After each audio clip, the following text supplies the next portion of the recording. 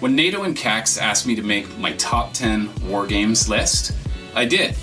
But then they looked at my list and scorned me because they actually told me that my top 10 war game lists are not war games. So today, this is my top 10 war games that are not war games list here on Legendary Tactics. All right, Cax. Oh boy, I am super excited to see this list because the last list I saw of his war games was a little bit questionable, we'll say.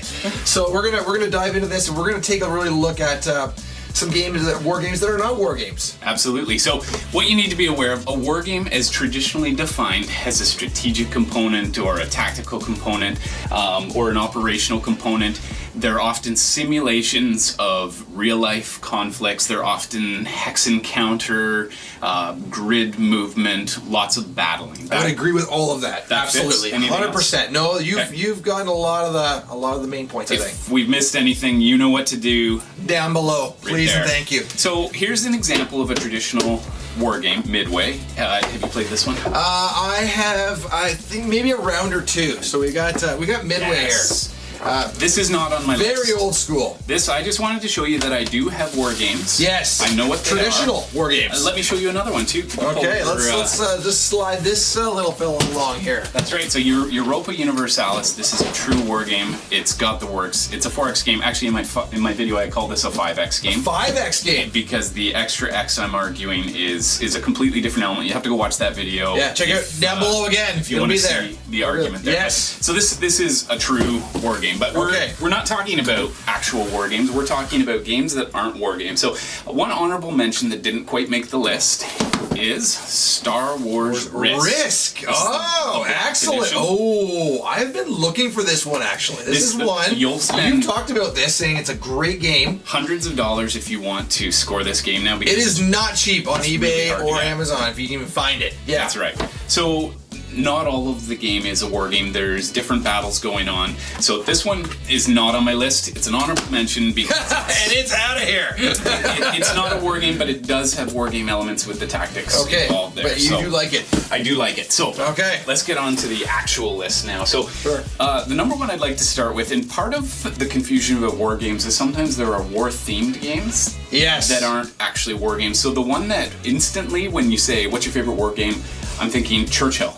Churchill's like, right, you would think, because 3 war leaders. Yes. But it's really not. That's a good point. It's got a lot of non-war game elements to it. Absolutely. Right. But instead, for my number 10, we're going with Versailles 1919 as a not war game. Because Versailles... Not a war game. Not a war game. Feels like it might be. If you're a historian. That's right. There's a lot of history involved. It's a history game. Right. It's thematically, it's the end of wars. This is the antithesis of a war game. Right. Essentially, you're vying for positions, and this is our classic kind of, we love battling each other to see who gets influence or control over the game and the board. So right. So because it is not really any of the game mechanics. That's right. Do not emulate what a war game would do. And I include Churchill in the conversation with this because you've got a 3-way battle to control resources. On the right side of the Churchill board, you do have some tactical elements where you're trying to push lines, but it's just not a war game. So, and I would call it very secondary in Churchill to what the actual main focus of the game is, which is that whole negotiating part and the other half of the board. Absolutely. It's the negotiations that matter there the most. Yeah. For sure. Okay. Let's go to our next one on your side. All right, so we're going to take a look at XCOM. The board game. The board game. Okay, so why is this not... Well, we got dudes on a map. The game itself, and part of what I noticed when I put together my list of war games is many of them are sci-fi or fantasy themed, and this one absolutely fits the bill.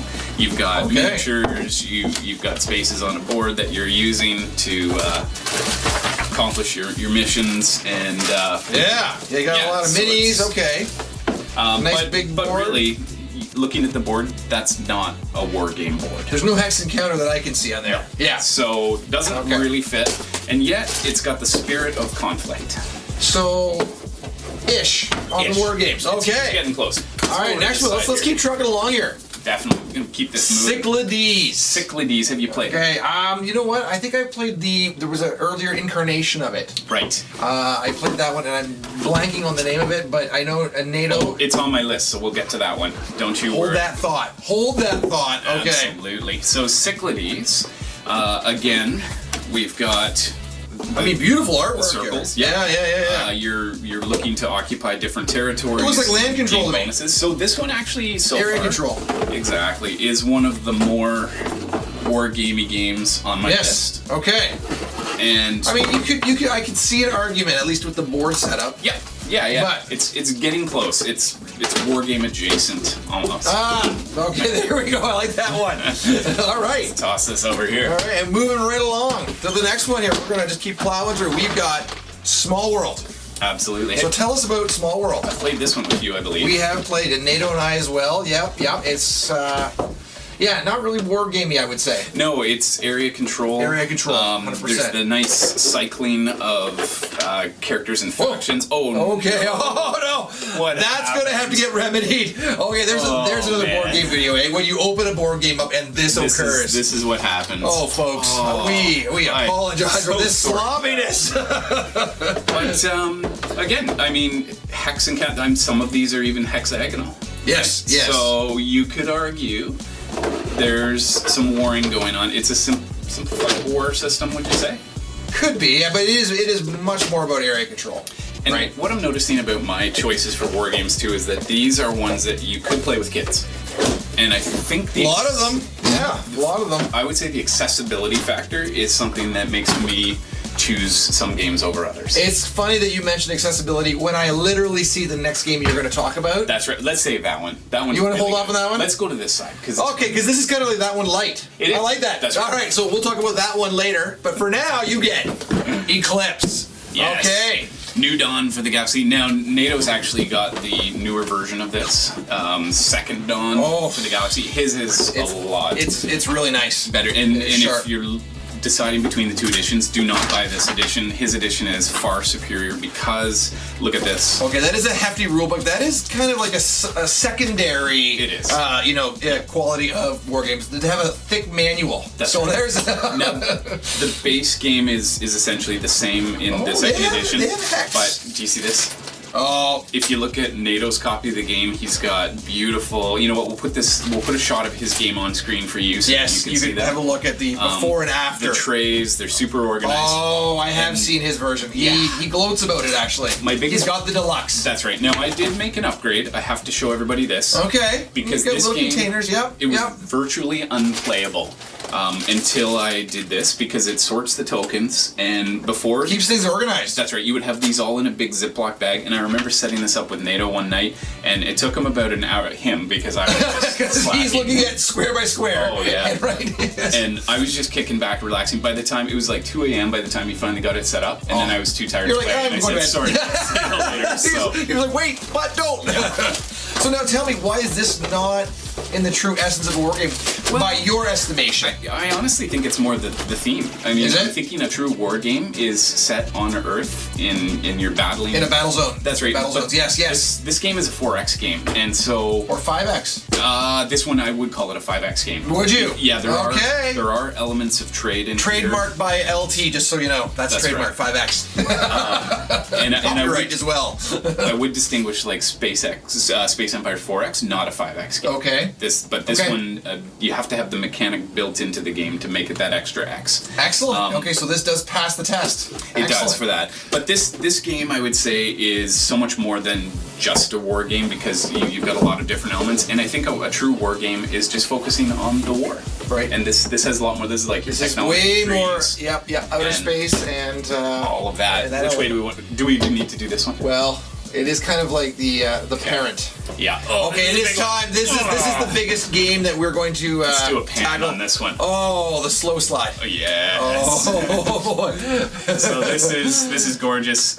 Please don't mock me for only owning 3rd edition. 4th edition, I'm just waiting for that big sale. But yes, we have endlessly mocked him here, so don't worry, we're doing it for you. But now talk about Twilight Imperium For Flash. sure. So- if you can fit it on our screen here. This has all of the same arguments I would argue for Eclipse, that it's much, much more than a traditional war game. Because it's basically Eclipse is Twilight Light. Yeah. That's what I know, right? That's Twilight Imperium Light. Exactly. And this essentially, I mean, you've got your main focus is to gear up your troops and get them ready so that you're ready for those big conflicts. And there are a lot of troops, so despite what you and NATO say, I do think this could qualify as a war game. But it's just, it's a spacey war game. Okay. Yes, this feels like one of those great big kind of expansive games. You know what? Like, just go develop your civilization, grow it, see what happens. So it is a Civ game. It is a 5X Civ builder. game. Yeah, a lot more so than I would classify as a war. But that's the thing about war games in any genre game is you're going to have these crossover moments, right? That's right. And nothing is purest in one or the other. That's true. That they often they've cross-pollinated to the point that it's almost indistinguishable what is and it isn't a war game. Okay. Which one? I want to go to the left because the right is the one that I really love. Okay. I couldn't resist. Yeah, you know what? So talk to us about Kemet Flash, please do. Anybody who has seen our channel knows that this has been my favorite game of all time for a very long time. And what does it for me is the combat system is fantastic. So, no, you just said combat system though now. So that sounds like war game talk to me. Absolutely. So it is. It does have again elements of developing your civilization. Yeah, so you can choose these so you've got your attack tokens, you got your defense tokens, you got your economy tokens, you got your rando power tokens. Yeah. Again, you've got grid movement. Not traditional movement in this. There's a lot of teleporting going on. So and again, miniatures and the essence to win the game, and maybe that's by definition how you win a game might define a war game. And this one, it can be won in multiple different ways, controlling various areas, or you can win it through combat. So I can go in and just completely destroy you, and the game encourages combat. So combat is certainly an element in the game, and it's a vital element. They want you to go to war, and they reward you for attacking other players. Okay, but it's not the only. No, so you can win by being NATO's defensive turtler who just goes and digs in and waits it out while everybody else is battling. Okay. Kemet, wonderful game. Not our number one today. But no, not our number one. That's right. I'm taking a little interlude here for a moment because Cax and I forgot my number 2 game. The reason is I don't have a copy of the game physically. I only play this game digitally, and I think it's better that way. But the game is Root, and it's probably better Cax isn't here because this is a game that he hates. I love it. There's an irony here though, because the game is based off GMT's Coin series, the Counterinsurgency series, and there are asymmetrical factions battling it out on a board. They all need 30 victory points to win, and they have different ways of accomplishing that. I mean, this is really a reskin, a cute, lovable, furry reskin of a true war game. So I'm glad that this one is number 2 on my list, because I think for those of you who were here to actually see some war games, I think this is one. But the number 1 let's pull it over here. Oh, this is Honker. Oh boy, and this is maybe your number 1 of the last couple years. You know what? This is right up there. This game, I'd heard about it, never played it. Came out in 2016. Let's pull the other element too. Yeah, this is a little expansion. It's glorious. Yeah. This looks really nice. Side by side here. Now you haven't tried Rise of the Empire yet, though. No, so we've got Star Wars Rebellion as our number 1. That's right. Non-wargaming war game. We're gonna do a teach of this game so I can teach you how to play. I am looking forward to this part. I haven't played this game yet, and I am itching to play it. This has been on my to learn list and to play, so I'm very excited about it. So why I think you and NATO will both love this game, here, let's tuck it out and up there, is because there's allocation of leadership, we'll say. Okay. So that you're choosing how to spend your points, and a lot of that is in the tactics on the board. Okay. Have you seen this board before? No, I have not actually. There's multiple boards here. Multiple boards. Wow. Okay. Well, that's sounding like war game to me. Well, we got the wrong way there. Yeah. Okay, so this is only half of the board. Holy! It is not a small. No. War games like that. That's. It is glorious. Feels like a war game. So you've got your hexes. You're tactically moving across the planets. The Empire is searching for the hidden rebel base, trying to. So it's kind of like figure them out. And you've got these very cool components as well. That's right. So these are all the leaders. The characters. Okay. Play of the game. Princess Leia. And Chewie. Very good. And so this game actually reminds me a lot of I know one of your favorite. It's a war trap. games. I'm sorry. I couldn't resist. You're my only hope.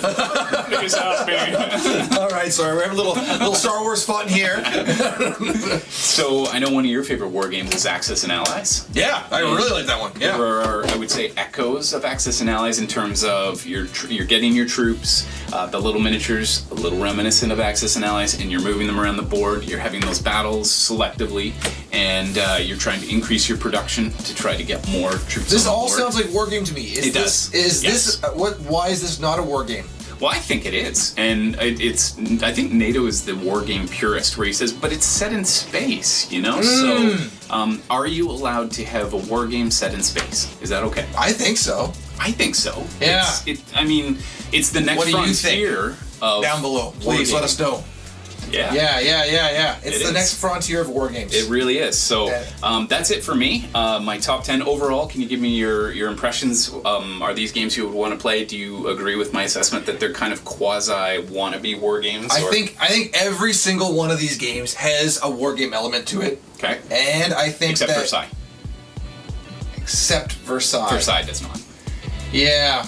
And Yeah. Churchill tangentially. I would tangentially. But to otherwise, Churchill. I agree with your. I would have to think about Versailles. I have to play it some more. Yes. I have to play it some more. I don't know enough about it, so I need jury's out on Versailles. But Yeah. even thematically, it does. Right. So I mean, the very title, Versailles 1919. You know, I'm a history guy, so that's. Please put your top 10 either war games or games that feel like war games, even if they're not by strict definition of the word, and get out there Be legendary. and also get gaming. Nice, totally marked it up. I know. Love it.